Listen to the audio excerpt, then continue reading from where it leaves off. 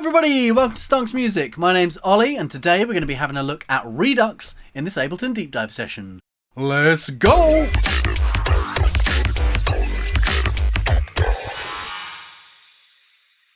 Right, so here we are back in the Ableton Manual. Let's just jump straight into it. Nostalgic for the famed low-resolution sound quality of the Ensoniq Mirage, Fairlight CM1 or Commodore 64 computer? Redux returns us to the dark ages of digital by reducing a signal's sample rate and bit resolution. The downsample section has two parameters, downsample and a downsample mode switch. If the downsample dial is set to 1, every input sample passes to the output and the signal does not change. If set to 2, only every second sample will be processed, so the result sounds a bit more digital. The higher the number, the lower the resulting sample rate, and the more deconstructed the sound. Downsampling is like applying a mosaic effect to an image. There's a loss of information and sharp edges occur between the blocks. The downsample mode switch defines if the downsampling either interpolates over a small range, soft, down to 20 samples, or does not interpolate over a large range, hard, down to 200 samples. Bit reduction is similar, but while downsampling superimposes a grid in time, bit reduction does the same for amplitude. If the bit reduction amplitude dial is set to 8, amplitude levels are quantized to 256 steps, 8-bit resolution. If set to 1, the result is pretty brutal. Each sample contains either a full positive or full negative signal with nothing in between. Bit reduction defines an input signal of 0 dB as 16-bit. Signals above 0 dB are clipped and the red overload LED will light up. Turning off bit reduction results in modest CPU savings. Right, so that's it for Redux. It's basically a dirty bit crusher. Let's jump into Ableton and see what we can do with it. Right, so here we are back in Ableton. The easiest way I can think of to just show what bit crusher does is crush something. So let's grab a drum beat. I'm going to come into samples, go into these jungle drums again. There's some good breaks in here. I'll just pick one at random. So what we got? Cool. Let me D that a bit. I kind of want something a bit straighter though. So let's get that one.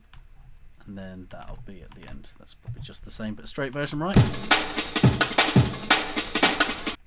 Yeah, that'll do. Duplicate that. Let's grab our Redux and listen to the difference. So Redux, chuck it on there. Downsample, hard or soft. So let's put it on soft and turn it right up. You can hear straight away that is kind of got a super crushed, low fidelity sound to it. Let's turn bit reduction on and turn that down to like 8.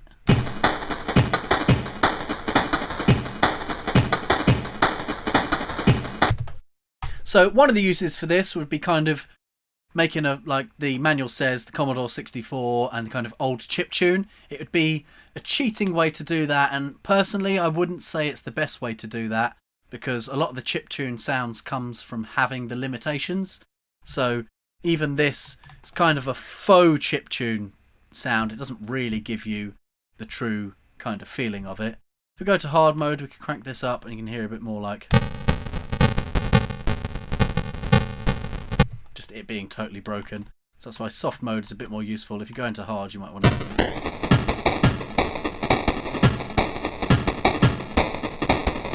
But if you were to break these sounds up to just the kick and the snare, so we've got, let me duplicate.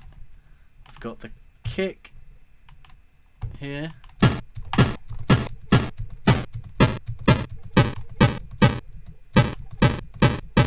You can get away with a bit harsher processing, and let's find our snare. Get rid of those extra. Maybe be a bit longer than that. On that second note. There we go.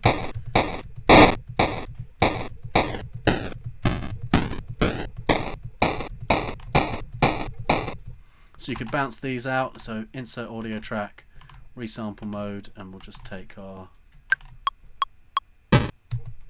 snare.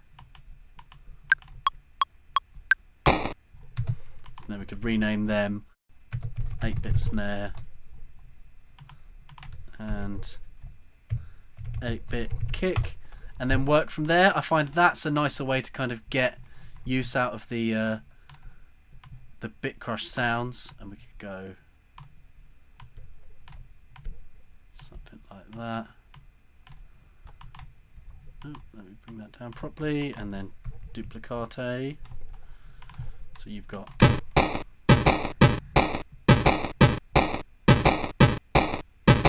and that sounds a bit more authentic than just crushing the whole thing. I'll come up and solo this.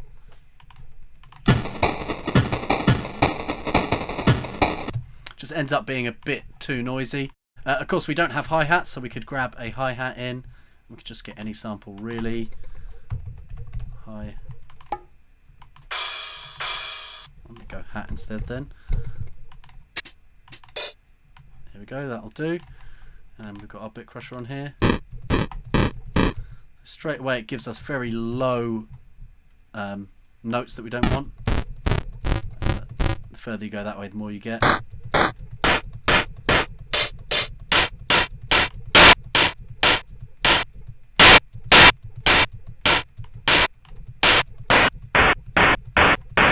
Maybe there, and then we probably want to take some of those. Let me get my auto filter. We'll try this beforehand. Not really making much difference because it's going through the reducer, so we could do that afterwards.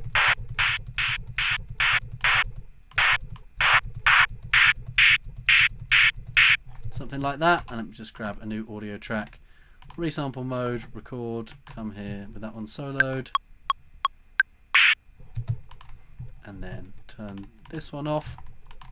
We could call that 8-bit hat, and then come in and make a couple of versions. If that's an open hat, we could come and put that on the 8th. And do this a few ways, but we could go beats, quarters, turn that down. So we got, I want that one to end. Control J that, and there we go, and then duplicate all of that. So then we've got this.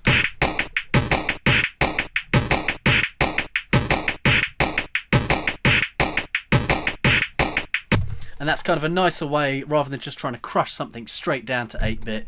Gives you a bit more control on the bit depth sounds on each thing. I think that's a little bit of a nicer way to do it. One of the other things that I think a lot of people used to use this for, it seemed to go out of fashion quite quick, but it's those big Yargh basses. It was one of the kind of easy ways to get a good bit of movement. So if we grab our operator, I could just do a little bit of FM. It doesn't really matter too much. Let's go. And then do the same thing we do everyday pinky. Let's grab some saturators, compressors, overdrives, whatever way we want to do it. Let's get the pedal because we used that on the other day.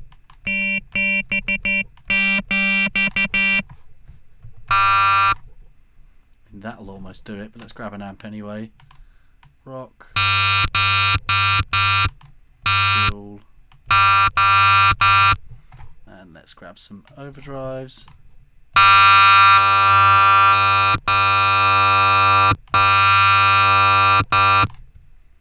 Duplicate a few of them, move them around a bit. Cool. Let's get some OTTs on there just for good practice. Bad practice. G them all up. Close that down. So let's grab our Redux in and see what we can do with this.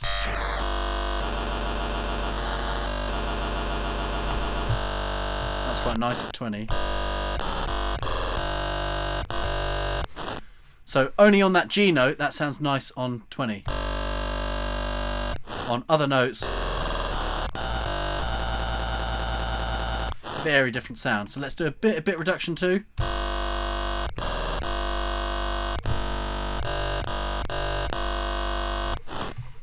Next thing I'm going to do is just add a bit of movement before the Redux. So we're going to grab an EQ8 and we're going to do a little lump, a about here, and I could grab, let's grab the envelope follower, audio effect, envelope follower, and we want that to move up. We could probably tighten that Q a bit.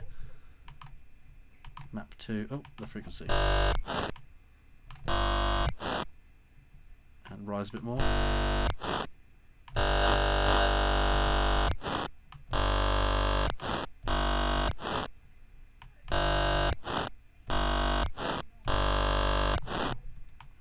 I probably want to put a gate on there too because of the OTTs making all that nasty. Let's grab a gate after all of them.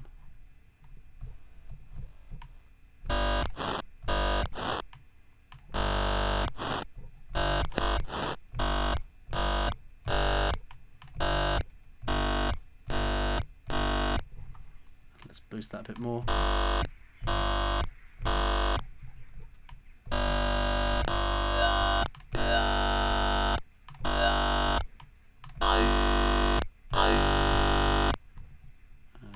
Fallback. You can hear that kind of Skrillexy I, and it's not really used as much these days, but it was very overused in its time. And it's one of the ones that definitely needs resampling out, because when you press a different note, the Redux gives you a very different kind of sound. So this works with the G. And if I was to Control Shift M, find my G, I would simply just do that. Take a long one. Half that's there. And then I might take another one which has got a few of them. Ay-ay-aying. It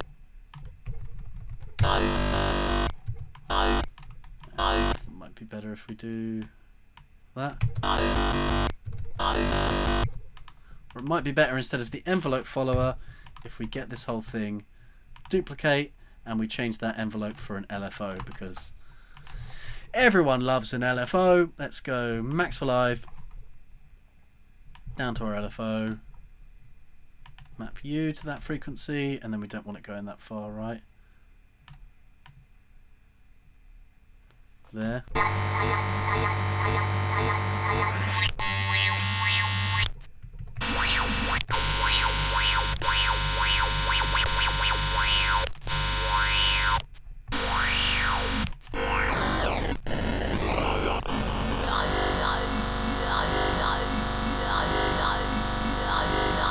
Might want that a bit quicker.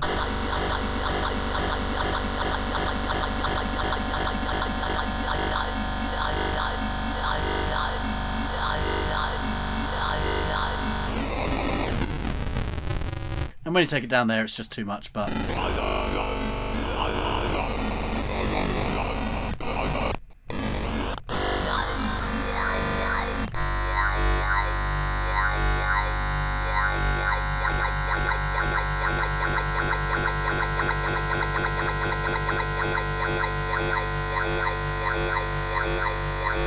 and then your frequency is also going to kind of change how much it.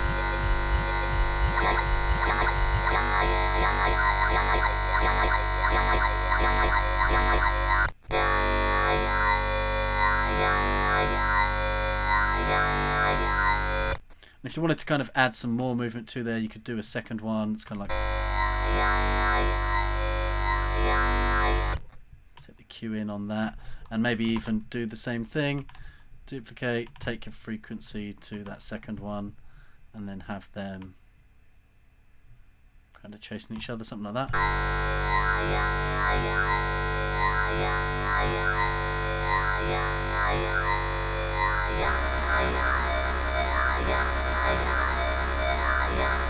So if you're into that kind of sound, it's not really used that much anymore, but still gets used quite a bit by certain artists, that kind of super bit crushed, Yarghy kind of sound.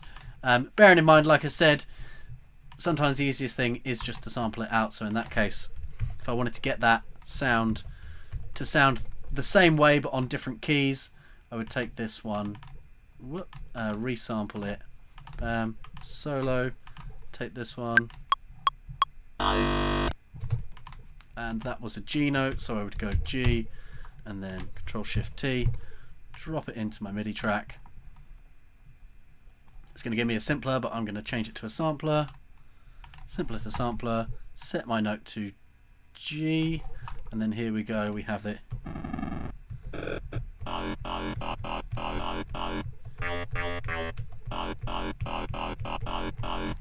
And then there's a bit of that lead in there. I could probably get rid of that a little bit.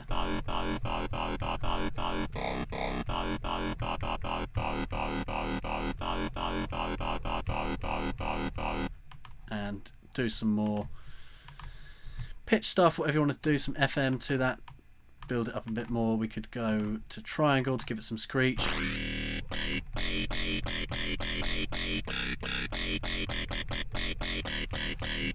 And then from there, continue with the same things we were doing before. Add some amp, add some distortion, add some movement. Let's grab an amp on there, take it to rock, dry wet down.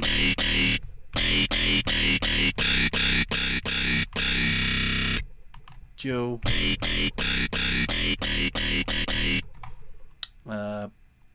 Glue compressor.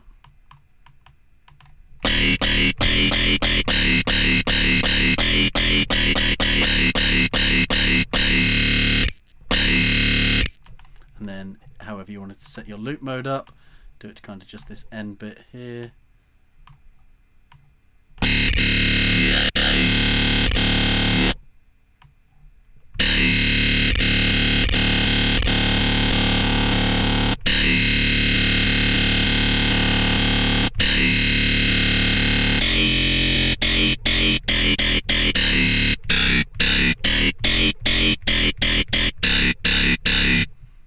Too much harshness to it, but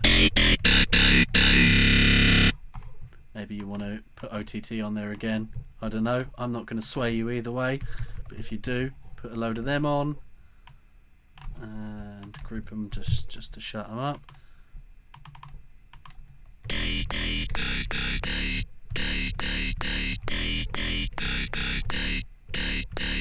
And then put one at the end just to actually shape it however you want to shape it.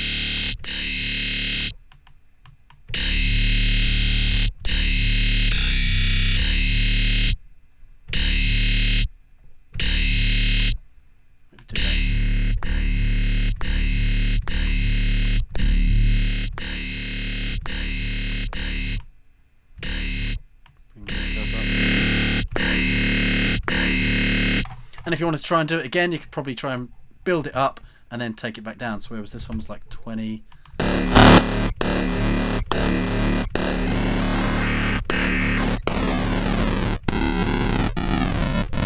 But it's just easy with the Redux to end up losing all of that definition that you've kind of created. So that yar yar yar sound. So basically they're the main uses that I have for Redux.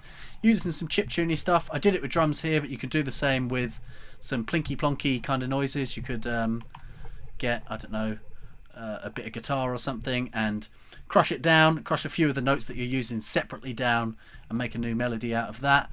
And with the drums here, just kind of giving you that chiptune, bit crushed, 8-bit kind of sound.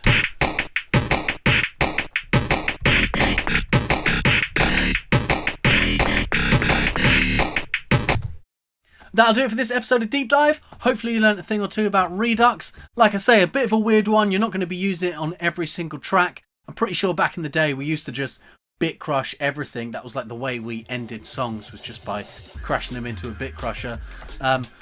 I mean, it doesn't really make sense to reduce the quality of your audio, but like you can see, there are some cool times where you might want to use it, some special effects and stuff like that. So, as always, project files available down in the description. Don't forget to subscribe if you want to see more of this content, and I will see you guys next time. Bye!